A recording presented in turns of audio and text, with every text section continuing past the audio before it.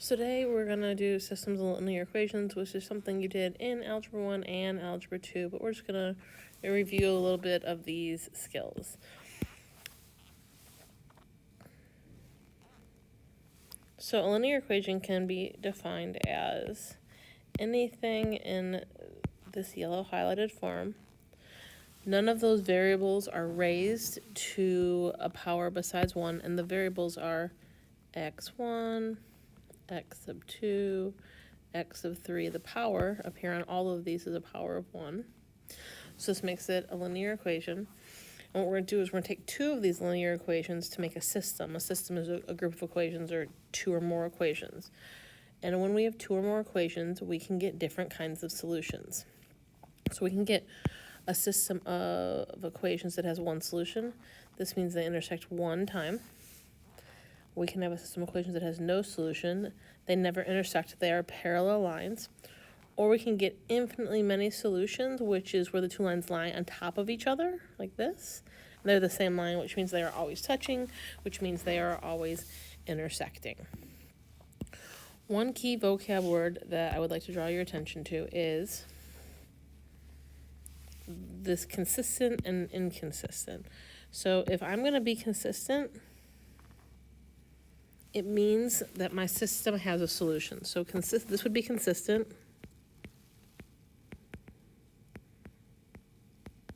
This would also be consistent because it has a solution. But this middle one, because there's no intersection, it's called inconsistent.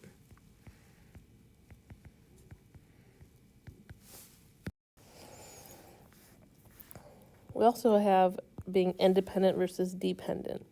So being independent means they intersect at exactly one point. One line does not impact the other. They go on independently of each other.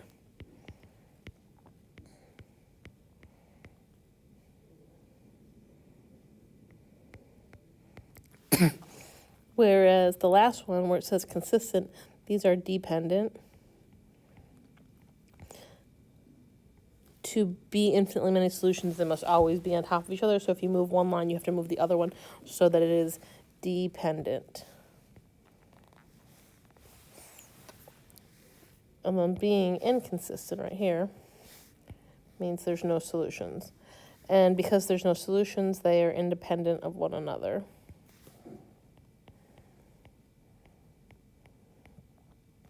So we're going to use these vocab words to describe the systems that we solve later on in the notes. So let's get to solving.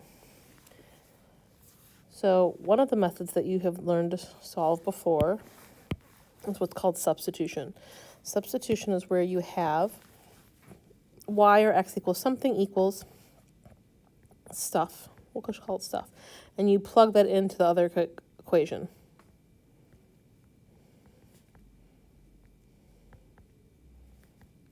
It's like you're substituting in replace of, like, if your teacher's not there, you have a substitute for the day. So we're going to use substitution to solve this system. The first thing I'm going to do is I'm going to solve for one variable. Doesn't matter which equation.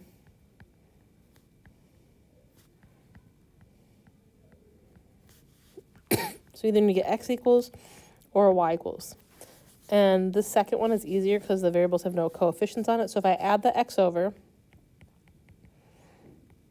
I get y equals 3 plus x. I'm then going to take this and plug it in, substitute it in. Every time I see a y, I'm going to plug in the 3 plus x. So I have 3x plus 2 times y, and y is not y anymore. Y is called 3 plus x equals 11. And so now I have one variable. I have 3x, and then I distribute the 2 in, plus 6 plus 2x equals 1. 3x and 2x makes 5x plus 6 equals 1. Subtract the 6 from both sides. 5x equals negative 5. Oops, divide by 5. X equals negative 1. And then I definitely messed up. Let me fix this. It's supposed to be an 11, an 11, an 11. This should be a positive 5, so it's a positive 1. So sorry. Okay, all better. And then once I do that, I take this and I plug it back in over here to find my y value. So y equals 3 plus x is equal to 1. So now I get y equals 4. So the point intersect at, remember we divided points in xy form, is x, which is 1, comma y, which is 4. The point where they intersect is 1, 4. Because it's just one point or one solution, this is consistent. It has a solution, and they're independent. Since I only have one solution, the lines are going to keep going. After they touch at 1, 4, one line does not depend on the other, and it is called independent.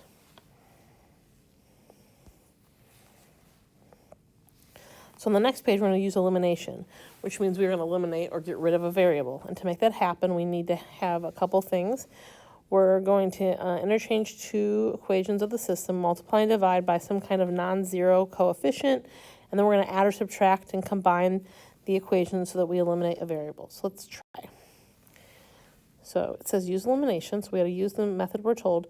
For us to eliminate a variable, I want to add or subtract these equations, and for me to add or subtract the equations, I need to have the coefficients on at least one of the equations match. So the x says 3, the y says -4, and the other equation, the x says 2 and the y says 3. You can pick x or y, it doesn't matter. I'm going to pick x, actually I'm going to pick the y's because one is positive and one's negative, so they're already opposite signs of one another. Now I just need to make the numbers match. So if I want a 4 to match a 3, the least common multiple, the smallest thing they both go into, is 12. So I'm going to multiply this top equation by the 3, the whole thing. That's going to get me 9x minus 12y equals 3. Again, the whole thing. I'm going to multiply the second equation by a 4 because that will make my y term become 12. So I get 8x plus 12y equals 48. And now I can literally add these two equations together. So 9x plus 8x is 17x. Negative 12y plus 12y, those cancel off. This equals 51. Divide by 17, divide by 17, x equals 3. Now I take that and I plug it back into either one of my equations. It doesn't matter. I'm going to use the top one just because it's first. So I'm going to do 3 times 3. This was my x value right here. Minus 4y equals 1. 9 minus 4y equals 1. Minus the 9 from both sides. Negative 4y equals negative 8. Divide by negative 4. And y equals 2. So my ordered pair is 3, 2. Again, because I have one solution, it's consistent. I have a solution. And because it's just one, it's called independent.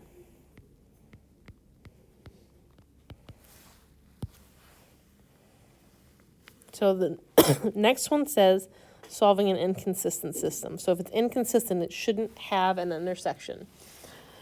So I'm going to use elimination again, and I'm going to multiply the top equation by a 2, because if I multiply by a 2, I get 6x, then I have a negative 6x, and then I can combine them. So if I multiply the whole equation by a 2, just the top one, you get 6x minus 4y equals 8.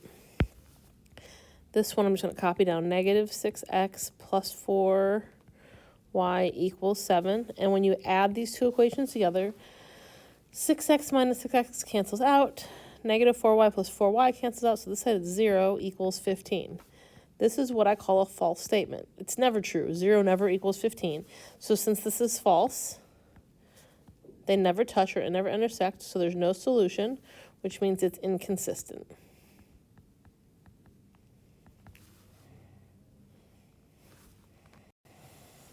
Okay, the next one says infinitely many solutions, so let's do the next one.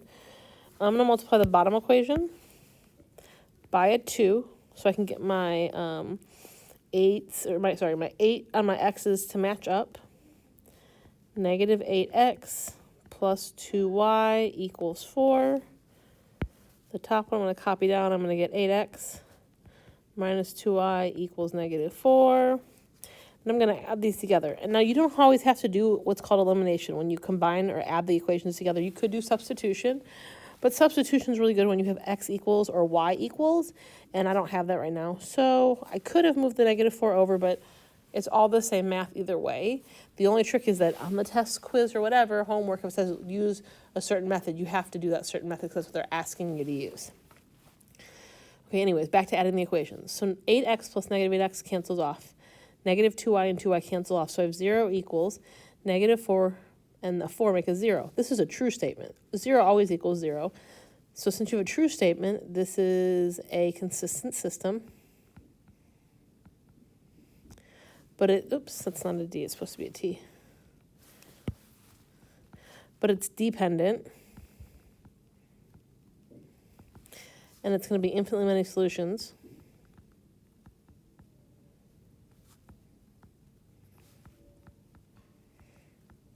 Because if 0 equals 0, that always is true, that means the lines are always touching each other.